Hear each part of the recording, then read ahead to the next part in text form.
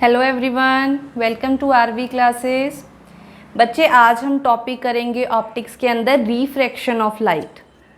तो यहाँ पे सबसे पहले आपने ध्यान रखना है, रिफ्रैक्शन को कोई बेंडिंग नहीं बोलेगा। Bending of light is diffraction. यहाँ पे रिफ्रैक्शन में होगा क्या कि जैसे ही मीडियम चेंज होगा, ठीक है, मीडियम चेंज होने का मतलब रेयर टू डेंसर या डेंसर टू रेयर मीडियम हम जा रहे हैं, तो मीडियम चेंज करने की वजह से जो लाइट है वो अपना पाथ चेंज कर लेगी। तो रिफ्रैक्शन को मैं क्या बोल सकती हूँ? Change in path of light when medium is changed. When medium is changed, this is called refraction of light. बच्चे, इसके लिए ना एक एक्सपेरिमेंट भी करा होगा आपने, पहले 10th क्लास में किया, फिर +2 के अंदर करा, और वो जो एक्सपेरिमेंट है वहीं से कॉम्पिटिटिव एग्जाम में जो है वो क्वेश्चन अराइज होगा। वो क्वेश्चन देखो कैसे बनेगा। ये ग्लास स्लैब वाला एक्सपेरिमेंट करते थे हम लोग, रिकॉल करते हैं उसी को। तो ये हमने लिए ग्लास स्लैब, ये सारा बाहर क्या है? This is air. तो कंपैरिजन के अंदर जो गिलास है बच्चे, गिलास किस कौन से मीडियम में आएगा? Denser medium. और जो एयर है वो रेयर मीडियम है।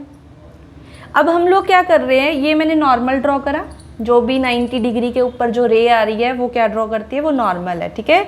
तो यहाँ पे क्या हो गया, एंगल ऑफ इंसिडेंस के लिए मैं एक लाइन ड्रॉ करती हूँ। तो एक्सपेरिमेंट के लिए हम लोग क्या करते थे? एक्सपेरिमेंट के लिए हम लोगों ने करना था कि 2 पिन लगाने थे, पेपर पिन, एक यहाँ पे एक यहाँ पे, और वो दिख जाए क्लियरली, इसलिए हम पेन या पेंसिल से उसके अराउंड सर्कल लगा देते थे, ठीक है। अब बच्चे, 2 पिन आपने क्या करने हैं? 2 पिन आपने यहाँ खाली जगह में लगाने हैं, ये ग्लास स्लैब है, ठीक है। और वो 2 पिन ऐसे लगाने कि ये चारों के चारों आपको एक ही लाइन में दिखाई दे। तो हम लोग पूरी एक आंख बंद करके ना ऐसे लगाते थे कि बिल्कुल एक लाइन में जो है वो मुझे चारों के चारों पिन दिखाई दें। तो मान लो यहाँ पे एक मेरा यहाँ पे लग गया, सारा कुछ ऑब्जर्व करने के बाद एक लग गया यहाँ पे, ठीक है। अगर मैं इन दोनों पॉइंट से पास करते हुए एक लाइन ड्रॉ करती हूँ तो वो कुछ ऐसे आएगी। बट झटका कहाँ पे लगा? झटका कहाँ पे लगेगा? जब मैं ग्लास स्लैब को हटा दूंगी। मेरे अकॉर्डिंग तो चारों के चारों पॉइंट जो है वो एक ही लाइन में होने चाहिए, पर जैसे ही ग्लास स्लैब मैंने हटाई तो मैंने देखा कि रे को जाना तो ऐसे चाहिए था, जाना तो ऐसे चाहिए था, पर वो चली कैसे गई है? उसने तो अपना पाथ जो है वो चेंज करा, ऐसे जाके फिर थोड़ी सी बेंड होके फिर निकली।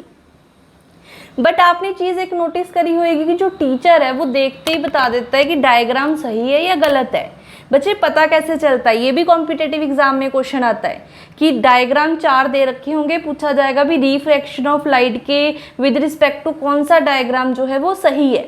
तो ध्यान रखना कि ये जो रे ड्रॉ होएगी डायग्राम में, और ये जो इंसिडेंट्स को अगर मैं बिल्कुल सीधा सीधा स्केल की हेल्प से ड्रॉ करूं, तो बच्चे ये दोनों रेज हमेशा कैसे जाती है? पैरेलल, हमेशा पैरेलल जाएंगी, ठीक है। मैंने स्केल से ड्रॉ नहीं करा, वो इसलिए सीधा नहीं आया। अगर आप स्केल से ड्रॉ करोगे वो बिल्कुल सीधी लाइन। ये दोनों रेज जिस डायग्राम में आपको पैरेलल दिख जाएंगी वो डायग्राम बिल्कुल सही होएगा। क्लियर है? अब यहाँ से एक और क्वेश्चन अराइज होता है और वो पेपर में कॉम्पिटिटिव एग्जाम में रिपीट भी करता है। क्वेश्चन देखो बच्चे क्या है? क्वेश्चन है, when a ray of light goes from rare medium to denser medium. लिखा हुआ है कि रेयर टू डेंसर जा रहे हो, तो जो रे ऑफ लाइट है वो टूवर्ड्स नॉर्मल जाती है या अवे फ्रॉम नॉर्मल जाएगी, या वो कहीं को डिफ्लेक्ट करेगी नहीं, अपना पाथ वही रखेगी। अब ये हम गए हैं रेयर से डेंसर मीडियम की तरफ, ठीक है, रेयर टू डेंसर गए हैं, तो रे का पाथ एक्चुअली ये ऐसे ही कंटिन्यू करना था, वैसे तो कंटिन्यू करा ही नहीं। इट मीन्स लाइट ने अपना पाथ तो चेंज करा है, मीन्स रिफ्रैक्शन तो हुई है। अब जब हम रेयर से डेंसर की तरफ गए हैं, जाना था उसको ऐसे, गई है वो यहाँ से, तो वो नॉर्मल के पास आ गई ना बच्चे। कहाँ? यहाँ से जाना था उसको, वो और पास हो गई है नॉर्मल के। तो हम लोग बोलेंगे जो रे है वो टूवर्ड्स नॉर्मल जाएगी।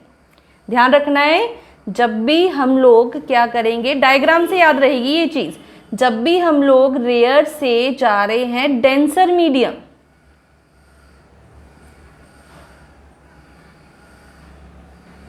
ठीक है, जब भी रेयर से डेंसर मीडियम जा रहे हो तो जो रे है क्या टिक करोगे, गोज टूवर्ड्स नॉर्मल। ये बहुत बार क्वेश्चन आता है, ध्यान रखना है इसका। नेक्स्ट पॉइंट यहीं से उल्टा भी बन सकता है। अगर ये क्वेश्चन आ चुका है तो नेक्स्ट टाइम बच्चे ये भी आ सकता है कि when we are going from denser to rare medium, तो अगर हम डेंसर से रेयर मीडियम की तरफ जा रहे हैं तो इस बार टूवर्ड्स नॉर्मल नहीं जाएगी, क्या करेगी, रे goes away from normal, away from normal. Very very important question, clear. Next जो चीज़ आपने याद रखनी है वो याद रखनी है एग्जाम्पल्स। एग्जाम्पल्स तकरीबन हर पेपर में आती है, ठीक है। जितने भी फिनोमिनास कराऊंगी हर एक की एग्जाम्पल जो है वो आपकी टिप्स के ऊपर होनी चाहिए।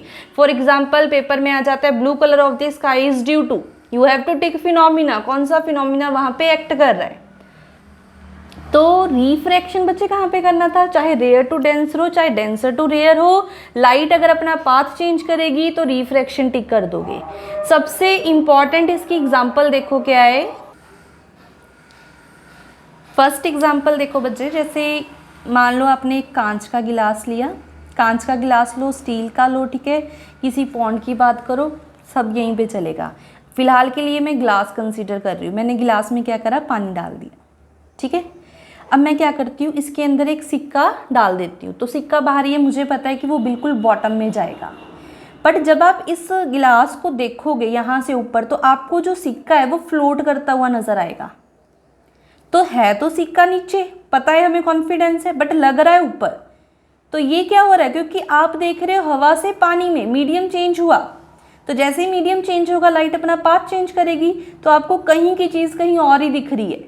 तो पेपर में लिखा होगा फ्लोटिंग ऑफ कॉइन, तो आपको जस्ट टिक करना होगा कि यहाँ पे रिफ्रैक्शन हो रही है। तो कभी भी ऐसा क्वेश्चन आए ना बच्चे, कोई और एग्जाम्पल भी आ सकती है कॉम्पिटेटिव एग्जाम में, तो आपने ध्यान रखना है कहीं की चीज़ कहीं और दिख रही है, तो आपने क्या करना है, रिफ्रैक्शन टिक करना है। ऐसी और एग्जाम्पल्स देखें इसकी। नेक्स्ट एग्जाम्पल देखते हैं इसकी, नंबर 2। इस बार मैं कांच का गिलास ही लूँगी, ठीक है। तो इसमें पानी डाला, सामने से देखना है। मैं इसके अंदर ये पेन डिप करती हूँ, पेन भी डिप कर सकते हो, पेन पेंसिल स्टिक कुछ भी डिप कर सकते हो। तो मुझे पता है मेरा पेन कहीं से टूटा हुआ नहीं, मुड़ा हुआ नहीं है, तो मैंने ऐसे डाला। बट सामने से देखने पे मुझे लगेगा कि जो बेंड हो चुका है पेन, ठीक है ना, आधा यहाँ दिखा आधा आगे दिखा। तो अगर पेपर में लिखा हुआ आ गया बेंडिंग ऑफ स्टिक, तो आपने क्या टिक करना है, आपने टिक करना है रिफ्रैक्शन हुई। अच्छा बच्चे ये वाली एग्जांपल देखो, इसमें एक और चीज़ रह गई थी, वो क्या है, जैसे आप किसी पॉन्ड में देखते हो, किसी कुएं में देखते हो, तो देखने से आप उसकी डेप्थ का अंदाज़ा नहीं लगा सकते। मीन्स अगर मैं ऐसे ही किसी कुएं में देख रही हूँ तो मुझे क्या लगेगा कि इसमें इतना पानी नहीं है। अगर मैं जंप भी कर जाऊँ तो पानी जो है मेरे घुटनों तक आएगा, बट वो रियलिटी नहीं है।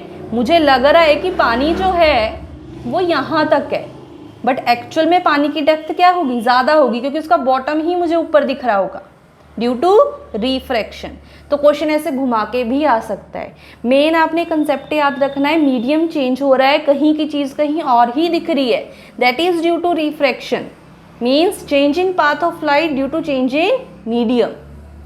नंबर 3 वेरी वेरी इंपॉर्टेंट, और एग्जाम्पल क्या है बच्चे, ट्विंकलिंग ऑफ स्टार्स, ठीक है। ट्विंकलिंग ऑफ स्टार, बच्चे कोई भी स्टार एक्चुअल में ट्विंकल नहीं करता, ठीक है, वो जस्ट हमें अपीयर होता है कि वो ट्विंकल कर रहा है। जैसे सन है, सन इज ऑल्सो अ स्टार। अब कोई भी स्टार है वो कॉन्टिन्यूसली हमें लाइट देता है, ठीक है। यहाँ पे एक और एक्स्ट्रा में चीज़ लिखना, जो कोई भी स्टार है बच्चे उसके अंदर जो रिएक्शन चलती है वो कॉन्टिन्यूसली चलती है। और कौन सी रिएक्शन, ये भी पेपर में आता है, वो रिएक्शन है न्यूक्लियर फ्यूजन, मतलब मिलना। फ्यूजन का मतलब होता है मिलना, छोटे छोटे मॉलिक्यूल्स मिलके एक बड़ा मॉलिक्यूल बना रहे हैं। तो अगर पेपर में आ गया कि स्टार में या सन में कौन सी रिएक्शन होती है, तो बच्चे उसमें होती है nuclear fusion. Hydrogen plus hydrogen gives you helium, plus खूब सारी मिलती है आपको एनर्जी। तो ये स्टार में हो रहा है। तो स्टार तो कॉन्टिन्यूसली लाइट दे रहे हैं, वो ट्विंकल करते हुए क्यों नजर आ रहे हैं? क्योंकि बच्चे हमारे जो एटमॉस्फेयर है, हमारा ये अर्थ है, ये उसका जो एटमॉस्फेयर है, ट्रोपोस्फियर, मीजोस्फियर, स्ट्रेटोस्फियर, ये सारे जो स्फीयर्स है, सारी जो लेयर्स है, इनमें से जब लाइट आएगी, हर एक की डेंसिटी अलग अलग है, किसी में गैसेस ज़्यादा है, किसी में कम है। तो लाइट क्या करेगी? अपना पाथ चेंज करती रहेगी। तो इस पाथ चेंज करने कराने के चक्कर में क्या होगा कि कभी तो लाइट आपकी आंखों को मिल रही है और कभी क्या है, वो नहीं मिल पा रही। तो वो स्टार्स लगते कि they are appear to be twinkled. Reason क्या है? अब वहाँ पे सिर्फ रिफ्रैक्शन नहीं लिखा होगा, वहाँ पे लिखा होगा एटमॉस्फेरिक रिफ्रैक्शन। ठीक है, ऑप्शन में ध्यान रखना, वहाँ पे लिखा होगा एटमॉस्फेरिक रिफ्रैक्शन। क्लियर? नेक्स्ट बच्चे, नेक्स्ट देखो इसके अंदर क्या करना है। नेक्स्ट आपको करना है स्नेल्स लॉ। स्नेल्स लॉ, अब यहाँ पे मैं हेडिंग दे देती हूँ, लॉज ऑफ रिफ्रैक्शन। तो बच्चे एक तो हमारा क्या है कि जो इंसिडेंट रे है और जो रिफ्रैक्टेड रे है और जो बाहर रे निकली दैट इज इमर्जेंट रे, सारी की सारी सेम प्लेन में जो है वो लाई कर रही है। नेक्स्ट आता है स्नेल्स लॉ। यहाँ पे भी क्वेश्चन बनता है और बच्चों को लगता है कि स्नेल्स लॉ तो इजी है, इसको रट लो, पर यहाँ पे भी एग्जामिनर कंफ्यूजन क्रिएट कर सकता है। किस वे से वो मैं क्लैरिफाई कर दूंगी, ठीक है। अब बच्चे यहाँ पे जो स्नेल्स लॉ है उसमें लिखा होता है कि mu is equals to sine i by sine r. ठीक है, अब बच्चे क्या बोलते हैं कि sine i by sine r ही होना चाहिए। म्यू इज रिफ्रैक्टिव इंडेक्स, देखेंगे कि क्या होता है रिफ्रैक्टिव इंडेक्स। बच्चे यहाँ पे जब आप पढ़ते थे इसको तो लिखा होता था ए टू बी, वो ए टू बी लिखा होता था कि जब हम रेयर मीडियम से जा रहे हैं बच्चे, जब हम डेंसर मीडियम में, देन आपका sine i by sine r आएगा। अब मान लो पेपर में क्या कर दिया उसने स्पेशली मेंशन कर दिया कि यू आर गोइंग फ्रॉम या you are seeing from denser to rare medium, आप पानी से बाहर देख रहे हो हवा की तरफ, तो ये जो लॉ है वो कैसे लिखा जाएगा? वो बी टू ए के लिए हो जाएगा ना, कि डेंसर टू रेयर की बात हो रही है। तो आप जो फॉर्मूला टिक करोगे वो साइन आर बाय साइन आई हो जाएगा। अब मान लो मैं आई और आर की आपको वैल्यू दे दूँ, 30 है, 45 है, तो साइन की बच्चे स्टैंडर्ड वैल्यूज़ याद कर लेना। स्टैंडर्ड वैल्यूज़ का मतलब क्या है? 0, 30, 45, 60, 90 आपको याद होना चाहिए, ठीक है। अच्छा, उसके बाद ये हो गया। अब मान लो पेपर में आ जाता है a to b into b to a का मल्टीप्लाई बताना है, तो बच्चे ये दोनों तो कट जाएंगे, तो आंसर कितना हो जाएगा? 1। अगर कभी पेपर में ये आ गया a to b into b to a के बारे में बताओ, तो ये दोनों तो ये same sine i by sine r, ये उल्टा, तो ये कट के कितना आ जाएगा? 1 आ जाएगा। ऐसे भी बन सकता है। ये क्वेश्चन कंफ्यूजन क्रिएट करके एग्जाम्स में आ चुका है। तो एग्जामिनर डायरेक्ट नहीं लिखेगा कि डेंसर टू रेयर जा रहे हो या रेयर टू डेंसर जा रहे हो, वो एग्जाम्पल देगा। एयर टू वाटर जा रहे हो या वाटर टू गिलास जा रहे हो, गिलास टू डायमंड जा रहे हो, कहाँ पे जा रहे हो? तो वहाँ पे आपने ध्यान रखना है डेंसर मतलब जिसके पार्टिकल्स पास पास है, ठीक है, वो डेंसर होगा, और जिसके पार्टिकल दूर दूर है वो रेयर मीडियम में काउंट हो जाएगा, ठीक है। अब बात करते हैं इस म्यू की, क्योंकि ये आपके लिए नया आया। तो this is called refractive index. बच्चे ये जस्ट हमें रेशो बताता है, this is C upon V. C का मतलब होता है स्पीड ऑफ लाइट, किसमें? वैक्यूम में। Vacuum means where there is no air. और ये जो वी है this is speed of light, but medium में, वो मीडियम कोई भी हो सकता है, रेयर और डेंसर। ऊपर वैक्यूम में, और वैक्यूम में लाइट की स्पीड मैक्सिमम होती है ना, वैल्यू याद रखना 3 × 10⁻⁸ मीटर पर सेकेंड। कभी पेपर में सी की वैल्यू गिवन नहीं होगी, आपने नहीं उम्मीद लगानी एग्जामिनर से कि वो सी की वैल्यू दे, खुद से याद करो, ठीक है। तो बच्चे ये भी स्पीड है, ये भी स्पीड है, तो दोनों कट जाएंगी यूनिट। तो इट मीन्स जो रिफ्रैक्टिव इंडेक्स है वो यूनिटलेस है, वेरी वेरी इंपॉर्टेंट। प्लस ये डायमेंशनलेस भी है, दोनों के डायमेंशन सेम ही आएंगे, स्पीड स्पीड है, कट जाएगा। तो यूनिटलेस एंड डायमेंशनलेस क्या है? रिफ्रैक्टिव इंडेक्स दोनों में ही आएगा। क्लियर? एक न्यूमेरिकल ट्राई करते हैं इसी के ऊपर। न्यूमेरिकल देखो बच्चे क्या है, इफ़ रिफ्रैक्टिव इंडेक्स मतलब mu for glass is 1.5 then find speed of light in that medium। तो सीधी सी बात है कि उसने म्यू दिया 1.5 और v की वैल्यू आपसे पूछ रहा है, तो मुझे पता है mu is equals to c upon we.